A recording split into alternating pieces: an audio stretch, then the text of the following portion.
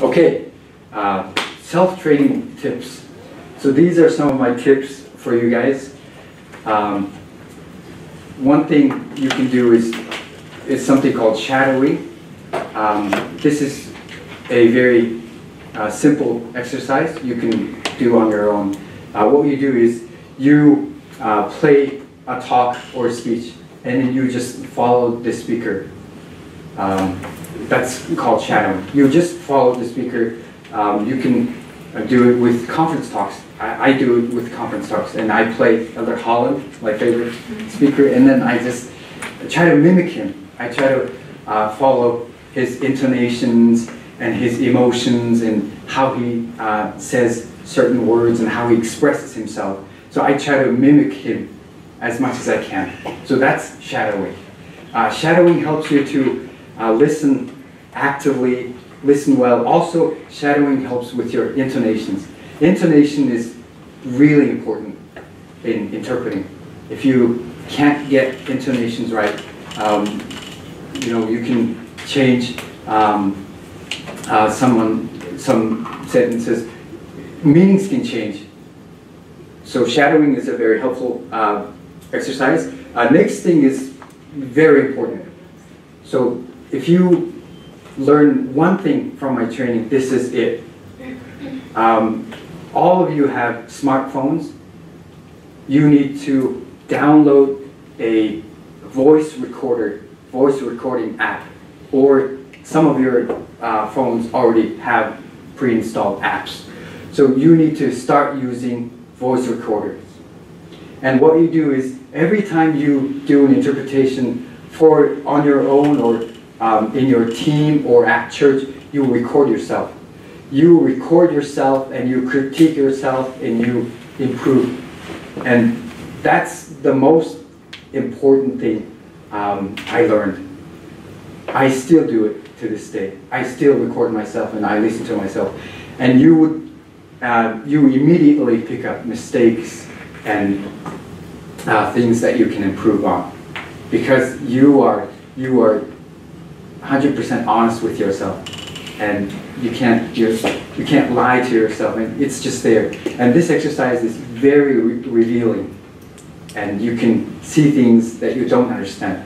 Sometimes you do an interpretation and you think you did a good job, but when you listen to your recording, you notice lots of mistakes and lots of problems. For example, in my recordings, I detect lots of fillers. I tend to say, or sometimes I have gaps, or sometimes my delivery style is not very lively, very staccato, very monotonous, right? So recording yourself is one of the most important things you can do to improve as an interpreter. So please do record yourself. Please do this all the time. And I didn't bring my phone. On my phone, I have many speeches or many recordings. So just record yourself and listen to it, and you'll always find something. You'll always find something. It's very useful. So that would be my #1 suggestion. Use a voice recorder, okay? And next thing is glossary or synonyms. My general rule is, if you hear a word in English, you should be able to find 4 or 5 different words that can express that word, or the equivalent of that word. So that's why synonyms are very important. You need to start building up your glossary. And I always carry a notebook, and I take notes, and I memorize words, and I always learn new words. So that's one of my habits that I picked up while I was on my mission. I've been memorizing words I started my mission in 2006, so more than 10 years. I've been memorizing words. It's a habit. I always learn new words. I always take notes. So you need to have that glossary. And also, monitoring the news can be very helpful. And as an interpreter, professional interpreters always monitor the news. They know what's happening throughout the world. And just 5 to 10 minutes a day, just glance through the news and what's happening and what's going on in your country or worldwide. It's very helpful, and it helps you with your general knowledge, vocabulary, and all sorts of things. So as church members, we also can read conference talks. That's something really important.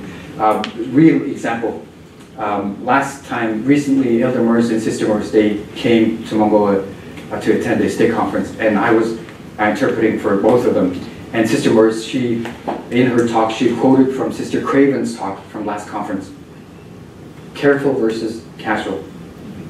Do you guys know how to say in Chinese? Yeah, things like that. Things get thrown at you, and you just need to be prepared. And you need to monitor the conference, and we need to follow the president of the church and just follow the church news, right? And that can be very helpful. And next thing is general knowledge. We talked about that. We can be curious, and we can always learn something new.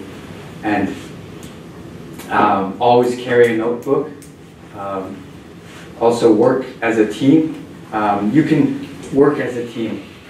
This training doesn't happen very often, once or twice a year, but you can work in a team of 4 or 5, or you can work with another person, and you can do exercises that we did, memory exercise, or Chinese whisper, or simultaneous, or side by side. You can be creative. You can do many kinds of exercise, and also it's important to give feedback to one another. That's the advantage of working as a team. So do work as a team. And also in Mongolia, I also train interpreters at church, and we have a Facebook group chat amongst us. So we share useful information and things with each other. And also some interpreters, they post their videos, their recordings on Facebook, and then they ask for feedback from their peers. You can do something like that. You can do an interpretation and record yourself and send your recording to your friend or friends and ask for feedback, and you will get some wonderful feedback.